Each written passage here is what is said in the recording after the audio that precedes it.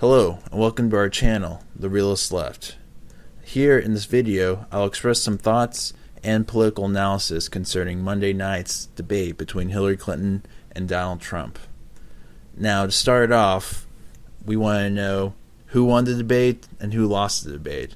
And I think for most viewers, it was pretty clear that Hillary Clinton won the debate and probably won the debate decisively. And I will explain further. You have to remember that here in the Realist Left, and I'm sure if you're watching this video, if you're tuning into all these different debate analysis online, on YouTube, you're probably one of the more informed voters out there. So in many ways, you probably know a lot more of the intricacies of policy, about trade, about manufacturing, about candidates' records.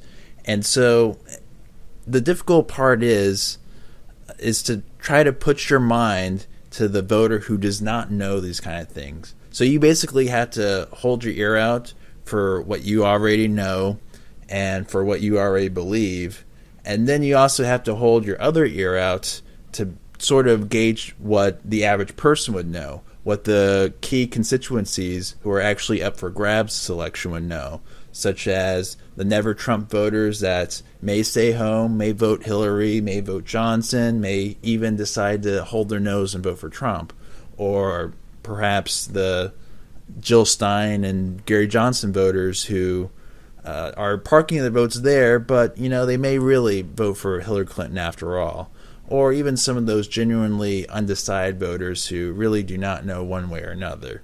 And of course, there are always those low information voters or deeply conflicted people that really are not really sure if they want to vote for a Democrat or Republican. Those true independents, they're probably about 5% of the population or so.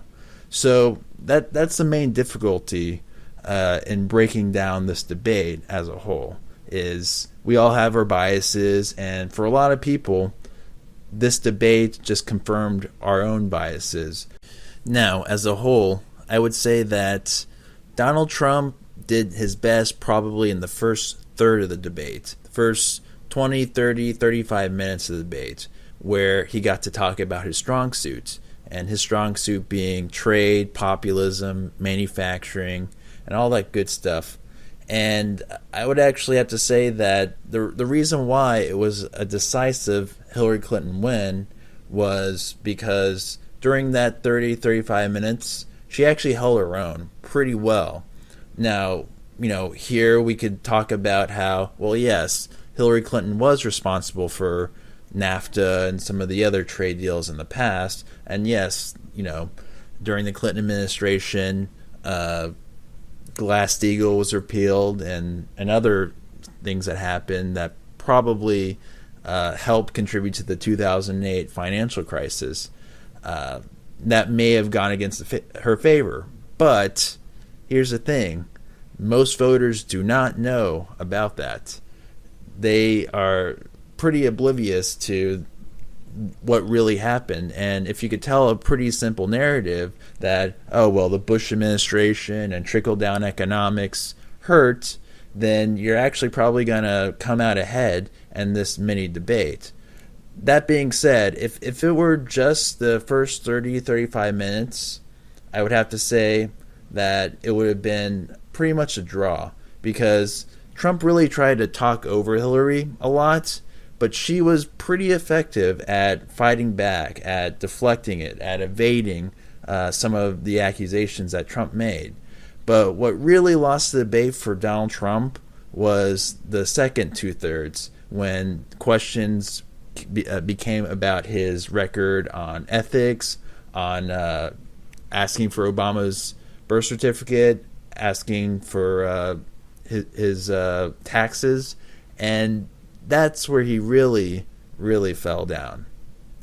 Now, I remember watching the debate and sitting here thinking that, Donald Trump is just rambling incoherently. I don't see how, he could be coming across as well.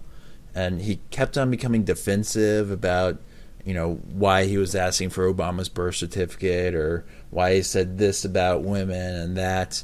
And for the last hour or so, it was really Hillary Clinton's show. She had almost nothing coming at her. The one thing that could have really hurt her, and which has hurt her this entire campaign, was the question on the emails. And she just simply and concisely said, "I'm sorry," and let's move on. And that was it. That was it. And of course, you could also say that not everything of Trump's past came up, like his former campaign managers or his position on immigration. In fact, immigration didn't appear at all. But as a whole, the last hour focused on the personality issues that always seem to not favor Trump. Now, of course, most voters would probably pay more attention to the first third of the debate, and so some voters might have been swayed because he did do a little bit better in the first third of the debate. But as a whole, if we're talking about temperament, if we're talking about performance, it's pretty clear that Hillary Clinton performed the entire hour and a half of the debate, whereas Donald Trump only showed up and he forgot the rest of the show. So on that score, I would have to say it's a decisive win for Hillary Clinton. So how did others view the debate? Well, I'll direct you to this piece by Eric Grenier at 308 and also CBC.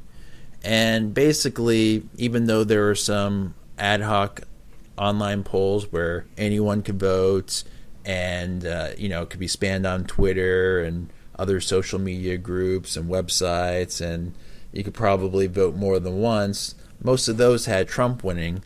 But when it came to the more scientific polls, the 4 polls that came out all had Hillary either the slight victor or the overwhelming victor. And so we'll start with the CNN ORC poll that had 521 debate watchers that was taken the night of the debate, and they had found that 62% thought Clinton had done the best compared to 27% for Trump. Now, this has been criticized a little bit because it oversampled Democrats by 13 points, when in reality, Democrats only out-identify Republicans by 3 or 4 points or so. But even still, even if it had been 3 or 4 point advantage for the Democrats over Republicans, Clinton would have still won.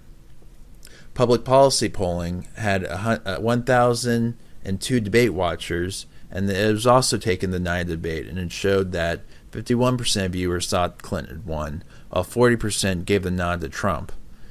And Politico/Morning Consult found that 49% thought Clinton had won, while 26% thought Trump did. However, some of the people interviewed in this one had not actually watched the debate, so that's a little suspect too. And then also there was a YouGov poll that found that 57% of those viewed the debate thought that Clinton won, against 30%. So as a whole, Clinton came out ahead in most voters' perceptions. So coming into this debate, Hillary had about a 3-point margin over Donald Trump. Of course, there's a lot of polls out there, and some are more suspicious than others, and some use different demographics. And for example, the LA Times USC poll has consistently shown Trump ahead, but they use a completely different methodology than pretty much any other pollster out there. And on the other hand, you had some others like the NBC McClatchy poll that had Clinton up by 7 points. But as a whole, I would say that Clinton had a better week last week, and then she had a couple terrible weeks with regards to all the Clinton Foundation and FBI releasing its notes, and then especially the basket of the deplorables and the 9/11 fainting incident, where her poll numbers really dropped down. But as you know, each pollster are almost capturing a different universe of people, and so the pollsters are all over the place, whether they show Trump up, or they show Clinton up a little bit, or whether they show Clinton up by a lot. But as a whole, it was about Clinton +3. Now, I would say after this debate, you will probably see movement towards Clinton, and it probably will happen most around voters who were Democratic to begin with, but were not really enthusiastic about Clinton. So I would say I would expect most of those votes to come from Gary Johnson and Jill Stein. I think that you could also see some movement away from Trump, but not necessarily toward Hillary, but probably towards Gary Johnson, the parking voter. But basically, I would imagine that you will start to see more and more polls come out that show Clinton ahead, and especially since in the last week, before the debates, her numbers were already going up. And for example, Ipsos Reuters released a poll last Wednesday, the 21st of the previous 5 days before that, and what they showed was Trump was up by 2 in a two-way race, and up by one, it was tied in a two-way race. And then they showed this Wednesday, and they showed people from Monday and 4 days before that, so I guess it included the debate, I'm not entirely sure. But what it showed was that Clinton was up by 6 in a two-way race and 4 in a four-way race, and also that the generic Democrat was ahead by 6 in the congressional ballot, which is pretty big news because I'm not sure that this really captured the effect of the debate, so that could be pretty good for Clinton, especially since that Reuters Ipsos has been pretty negative towards Clinton in the past, at least the past couple weeks. So where do the candidates go from here? Well, I think it's pretty obvious that for the Trump side, it would be not to be so defensive and explanatory about all the little issues and intricacies. He has to learn how to go on the offensive and be better at deflecting and evading some of the attacks that are going to be brought up both by Clinton and the moderator. That's really all it is to it. He needs to stick more towards his populism, more towards how Washington is broken, more on trade and about infrastructure and manufacturing. And if he sticks with his strong suit, then I think he could do a lot better the next debate. And by the way, this debate, there wasn't a whole lot of issues discussed in the last hour, and that may just change in the next debate because it did seem a little uneven. And for the Clinton side, if there are more issues discussed in the next debate, then I think that would actually benefit Hillary Clinton a lot, because I think her main issue is she has to inspire voters, particularly voters who are dissatisfied with the system, that were Bernie Sanders voters or nonpartisan voters who really don't care about either party, and they don't like the fact that Hillary Clinton has been around for 30 or whatever years.